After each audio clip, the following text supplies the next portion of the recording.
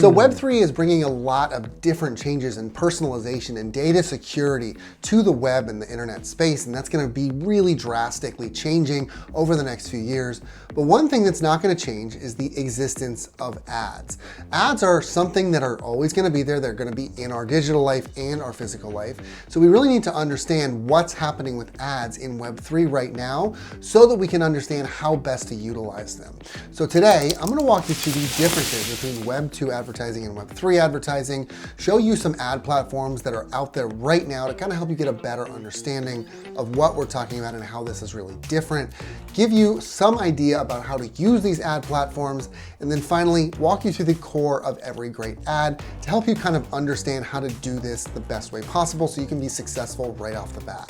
My name is Trent Kennelly. I'm a Web3 marketing strategist, and this is the best place for you to learn about Web3, the metaverse, NFTs, and how to market it all. So if that sounds good to you and you're excited, make sure that you like this video, subscribe to my channel if you're into it, comment to let me know where you are on this advertising journey, what you're kind of thinking about doing. If you're just trying to figure this out, I would love to know, and let's get started. So let's first talk about the differences between Web 2 and Web 3. Now I want to start with a quick disclaimer here. This is still a developing area. The sand is still shifting under our feet. See how unstable it is. So it's hard to give you a fully concrete answer, but let's at least kind of set ourselves in the right mindset so that we can, go on with the rest of the video and really kind of understand where we are here, okay? So Web 3 sets itself apart from Web 2 in terms of personal gain and safety, okay? So as I talk about in this video, when we look at Web 2 critically, I think we can all kind of agree that there are like 2 or 3 really powerful advertising conglomerates that have kind of ruled the world in terms of advertising for the last decade, okay? And that has obviously had some really weird effects. So from data being easy to acquire, suddenly you see 10 million different passwords being hacked from LinkedIn or Facebook or whatever. I mean, it's happened so many times at this point, to people feeling like advertisers are listening while they're talking in the real world to people next to them without ever having their phone on. They feel like the microphone is just on and people are listening to the conversation to give you certain ads all the time. So all of these kinds of things are coming because of that conglomerate, because we have that huge overlord of advertisers. So Web3 is trying in all aspects to make that self-ownership of data a reality throughout the world, okay? And that includes in the advertising space. But the huge advantage for advertisers in the Web 2 space actually was all that access to your personal data. 5 years ago, it was almost guaranteed that you slap up a Facebook ad and you're gonna make a lot of money because the amount of data at your fingertips was just unbelievable. You're gonna make a lot of money, pal. So that begs the question, why do advertisers even want to take advantage of Web3 advertising? Well, the answer is that they probably don't. And there are 2 real reasons why, even though they don't want to move, they're gonna move anyway. Doesn't count, you have no choice. The first one is that they have no choice. Data regulations have gotten stricter and stricter, which as a result have caused companies to become stricter and stricter on the data that they release. And so what you were able to get as an advertiser 5 years ago versus what you're able to get today is drastically different. Second, this is probably one of those situations where the comfortable people at the top are gonna have to move or they're gonna just go out of business. Don't get comfortable. Which means that you, as the Web3 advertiser, should get on this trend now so that you can understand it better, so that you can be winning 5 years down the road from now, okay? Eventually, if I'm right, this is gonna be a situation where the people who started really early are gonna be way ahead of those people that are eventually deciding that they have to come over and figure this out later. Those big companies are gonna be way behind you because you're starting now. So now let's jump into a few different platforms that are working in this space so that we can just kind of get a feel for it. And the first one I want to talk about is Permission.io. So Permission is a platform that's built to incentivize people to engage with advertising. So here's kind of the thesis that they're running on. Advertising has been all controlling by single platforms for so long. We talked about that already, 2 to 3 or 4 or 5 major platforms that are just controlling it all, right? That platform is going to serve ads to you as the user and you have no say in the matter. But the end result of all of that forced advertising is that first, people are going to be more and more flooded, which is what's happening now. and people are just feeling like they can't escape all of the advertising. Second, what happened right after all of that flood of advertising is people started employing ad blockers. Those ad blockers are what is being referred to by some people, including Permission, as the biggest boycott in history. Over 80% of internet users have started employing these ad blockers to give themselves some of that freedom and a little bit of space You're blocked from all of the advertising. So Permission's core goal, which is basically described in the name, is for users to not only be served ads that interest them, but only the ads that they have already specifically given permission, have already said that they're interested in receiving, okay? So this really leads us to a very important question, which is why are these users even specifically saying that they're interested in these ads in the first place? I mean, we just talked about how 80% of the internet institutes ad blockers.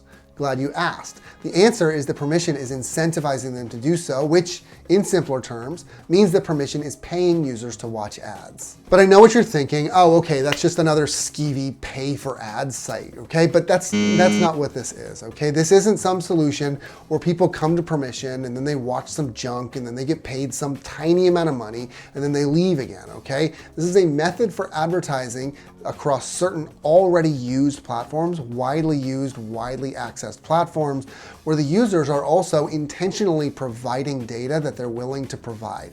Only the stuff that they're willing to give are they giving, right? So the result is that ads that people are actually wanting to click on are going to be seen by those people, which means that there's going to be higher click rates, there's going to be higher ROI for advertisers, and an advantage to the user because that user is engaging with the ads, and as a result, they're getting paid in cryptocurrency, that cryptocurrency being called Ask. It is a win-win. And then the other one I want to talk about is AdShares.net. So AdShares is another Web3 advertising option, but with a little bit more of a traditional approach. So here's the idea behind this one.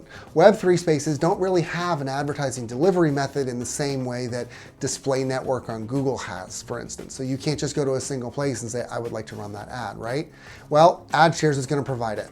That's really all there is to it. So for example, you want to run a billboard ad in Decentraland. I've talked a lot about this process in this video where you would go to metazone.io, you would rent a billboard directly from the owner, but AdShares is proposing instead to bring this process closer to something like Google Display Network. So with a Google or Meta Display Network, you can develop an ad and through the ads platform, you can distribute it to millions of sites. So any website that wants to make a little bit of money, they can put banner ads up on their site and they can make a little bit of money from posting this ad themselves. AdShares wants to bring that concept to Web3 spaces, including those metaverse ad spaces. So they're looking first to automate the placement across platforms. And that means that they're also implementing blockchain tech to standardize that delivery across Web3 spaces. Which might have you ask, what do you need blockchain for in this case? Well, probably the most interesting use of blockchain tech in general is safer information transfer, right? They're using blockchain and a coin called the ADS coin, ADS coin, to implement safer data transfer protocols. That's really what that's there for. Now, the one downside to AdShares is that it uses a proprietary wallet. And the reason that that's an issue is the same reason that individual streaming services is currently becoming an issue. At one time, we had Netflix and everyone was happy, right? And then all of a sudden there was HBO Go and Hulu and Disney Plus and Amazon Prime and Peacock, and it was overwhelming. I'm overwhelmed, sir.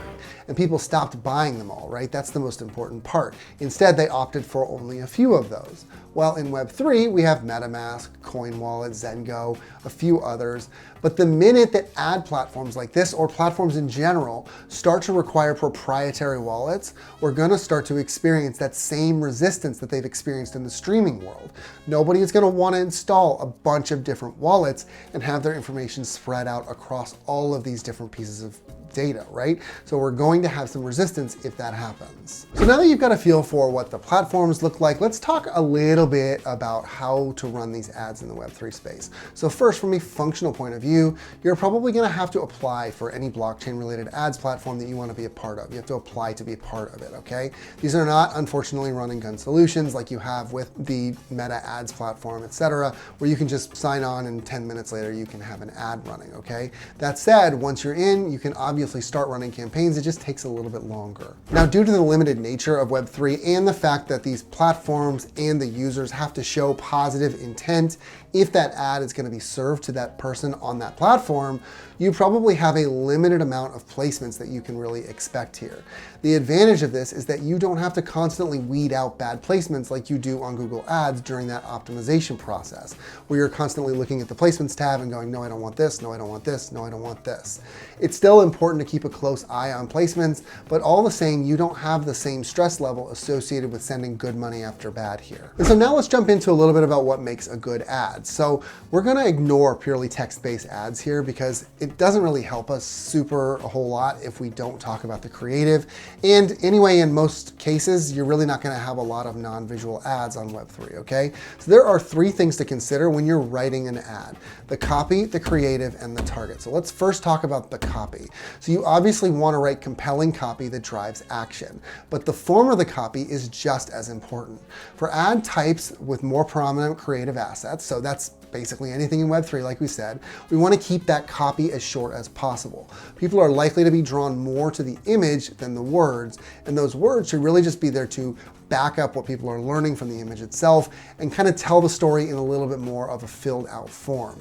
That said, again, you want to keep it short so that you're not distracting, so that people are not losing attention too quickly, okay? Remember that attention spans are very short online. Next is the creative asset. So you want to tell the story as much as possible through imagery, okay? Eyes are always going to be drawn to that image before the text, which means that you need to find something compelling that, with the smallest amount of text possible, also drives action. You don't want that image to be overwhelmed with text. You want the text to complement the image or the video itself. And finally, the targeting. So this could be an entire paid course on its own. So I don't know how much I can go into, but let's just kind of get a general idea, okay?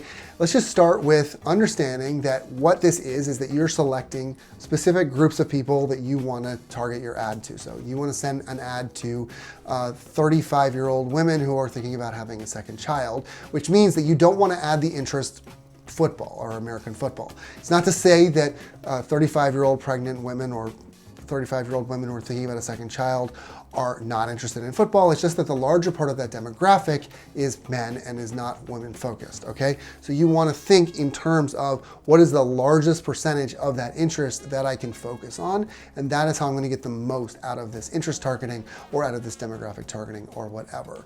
Luckily for you, Web3 is still a pretty small place, so finding those targets shouldn't be super difficult, especially with their platforms like Permission that are basically just asking people to tell you what they want to be advertised to about. So there you go, that's a quick and dirty rundown of Web3 advertising. There are a lot of ways to effectively advertise through Web3 right now, but it is still an evolving system and it's going to change a lot as that adoption continues to grow and mount in the next few years. So I will let you know where we are with that as we continue, give you a little status update every once in a while. Otherwise, let me know where you are with Web3 ads. I would love to talk through anything that you're working on right now. Otherwise, make sure you like this video, subscribe to my channel if you're into it, and I will catch you in the next one.